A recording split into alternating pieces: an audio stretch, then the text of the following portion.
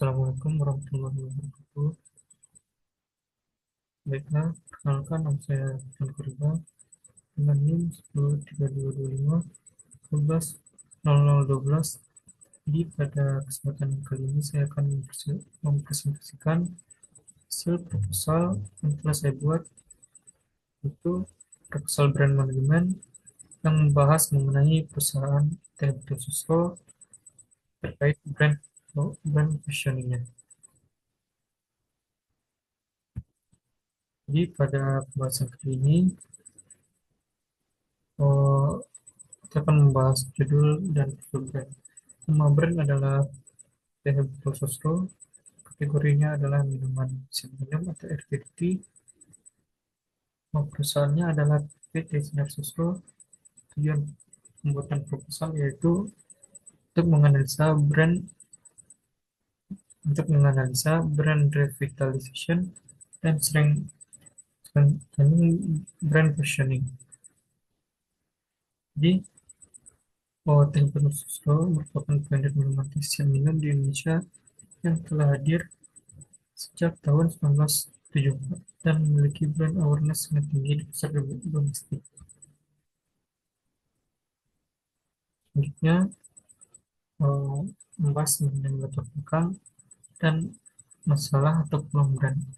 Jadi, sebagai market leader, Betul Sosro menghadapi tantangan dan perubahan perilaku konsumen, khususnya generasi muda atau Gen Z dan milenial, yang mana terdapat perubahan-perubahan yang terjadi pada generasi muda, yaitu yang pertama, generasi muda saat ini lebih sadar akan kesehatan, yaitu mengurangi gula. Selanjutnya, generasi muda saat ini seperti Gen Z dan milenial menyukai brand yang relevan secara emosional dan gaya hidupnya. Misalnya seperti gaya hidup yang seperti gaya hidup nongkrong dan sebagainya. Maka dari situ generasi saat ini lebih prefer ke minuman-minuman yang sering disajikan pada saat nongkrong atau berkumpul seperti boba, kopi susu, dan sebagainya. Jadi permasalahan utama yang terdapat pada brand teknologi sosial ini itu persepsi brand mulai dianggap basic dan kurang relevan bagi generasi muda, Gen Z maupun milenial. Selanjutnya ada tingginya kompetisi dari brand RTD baru dengan image yang lebih modern. Walaupun terdapat permasalahan pada perusahaan teknologi sosial ini, tidak memungkiri adanya peluang yang terdapat pada perusahaan ini, seperti yang pertama itu ada strong brand equity dan heritage. Lalu tren kembali ke produk lokal dan otentik. Kita loyalitas konsumen lintas generasi. Selanjutnya ada pembahasan mengenai bisnis pasar dan kompetitor. Jadi kompetitor utama Tempat Susu Roset ini ya tidak dipungkiri seperti teh pucuk harum yang memiliki positioning manis serta youthful. Lalu ada Fresh Tea, positioningnya fun dan punya mass market. Lalu ada New Green Tea yang memiliki positioning green serta modern. Selanjutnya, pembahasan mengenai tren pasar yang terdapat pada perusahaan Tempat Susu. Yang pertama, pasar RTD terus tumbuh didorong gaya hidup praktis. Konsumen mencari keseimbangan antara rasa kesehatan dan identitas brand. Jadi, tren-tren tersebut yang saat ini sedang marak berkembang di masyarakat. Dan tren tersebut sangat mempengaruhi masyarakat untuk memilih produk yang sesuai dengan kebutuhannya. Selanjutnya ada posisi Tempo Sosro ini, yaitu posisi Tempo Sosro sebagai market leader dengan kekuatan heritage dan keaslian resepnya. Selanjutnya ada target market dan consumer insight. Jadi target market Tempo Sosro saat ini dimulai dengan demografisnya, berkisar antara usia 17 sampai dengan 35 tahun. Lalu ada psikografis, yaitu orang-orang yang aktif, urban, atau orang yang menghargai keaslian, orang-orang yang tidak luput dari nostalgia dan juga tetap modern. Lalu ada consumer insight.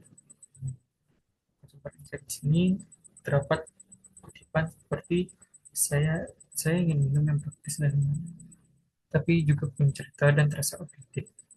Itulah consumer insight yang bisa didapatkan dari brand yang sesuai ini. Selanjutnya ada brand konsep yang digunakan. Jadi pada pesan sesuai konsep utama brand positioning menurut Keller dan Sumitan pada tahun 2020, brand positioning dipilih karena relevan untuk memperkuat persepsi Temple sesuai di tengah kompetisi tinggi. Jadi terdapat elemen-elemen positioningnya. Yang pertama ada target market. Target market positioning ini ya, seperti generasi muda urban. Lalu ada core benefitnya, yaitu asli dengan rasa yang otentik. Selanjutnya ada reason to believe, yaitu periris seduh daun asli sejak tahun 1974. Selanjutnya ada brand positioning. Terdapat positioning segment yang tepat untuk brand tekstur ini. Seperti untuk generasi muda aktif dan menghargai keaslian, teh botol sosro adalah minuman teh siap minum yang menyajikan rasa asli dengan warisan tradisi. Berbeda dari minuman lain yang hanya menawarkan rasa manis tanpa cerita. Jadi, positioning segment yang diberikan oleh teh botol sosro ini sudah sangat menggambarkan uh, brand teh botol sosro tersebut. Selanjutnya ada perceptual map. Yang pertama, dijelaskan melalui sumbu X, yaitu tradisional, modern, lalu ada sumbu Y, mass, premium. Jadi pada jadi kesimpulannya teh botol sosro berada di tengah, tradisional, otentik, namun relevan, modern.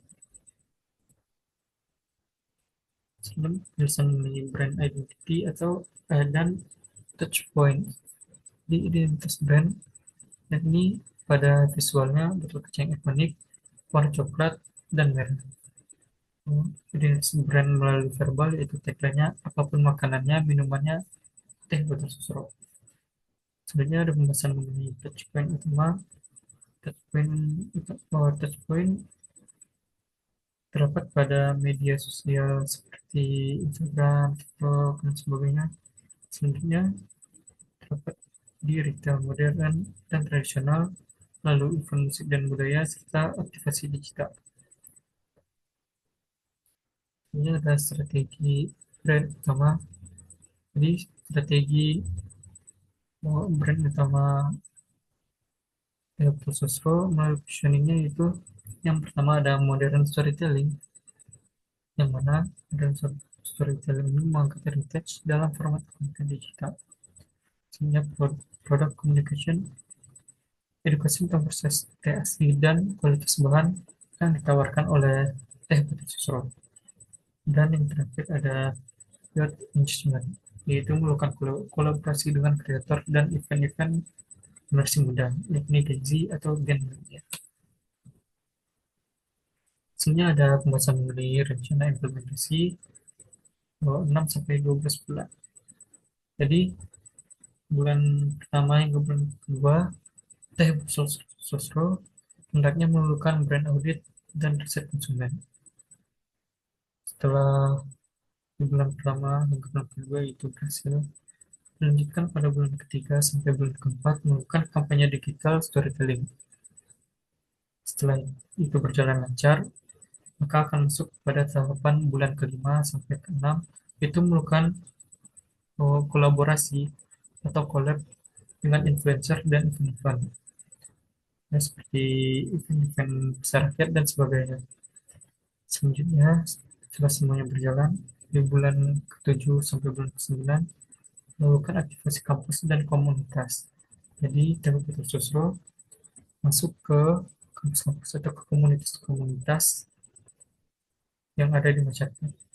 Selanjutnya di bulan ke-10 hingga bulan ke-12, setelah semuanya berjalan dengan baik, akan dilakukan evaluasi serta penguatan kembali.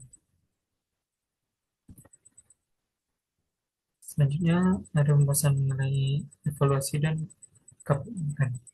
Jadi KPI utama pada Teknik Susro yaitu brand brand relevance score. Selanjutnya ada instrumen dan media sosial, top of mind awareness, brand preference index. Jadi semua KPI utama ini sangat berpengaruh satu sama lain untuk menjadikan visioning Teknik Susro semakin kuat. Sebenarnya ada tools evaluasi seperti brand audit, social listening, survei konsumen.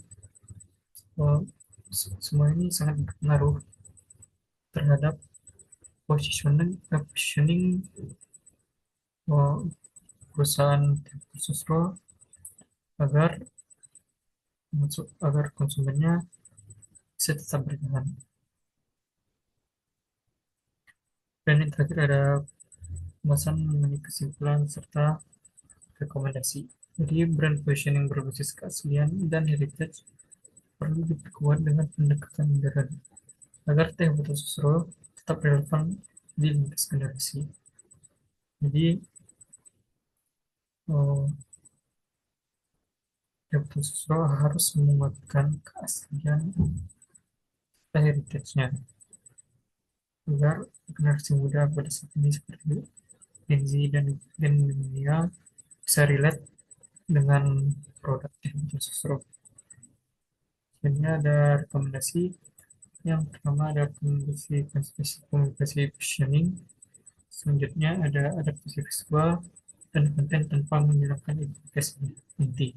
Jadi travel justru terus lebih banyak melakukan kolaborasi dengan kreator atau memperbaiki visual produk atau visual pada iklannya untuk menarik para pelanggan-pelanggan yang mungkin selama ini telah berpindah ke produk ini. Nah, mungkin sekian dari saya. Yang terakhir ada sumber data, dan mungkin itu penjelasan dari saya. Nah, saya akhiri. Assalamualaikum warahmatullahi wabarakatuh.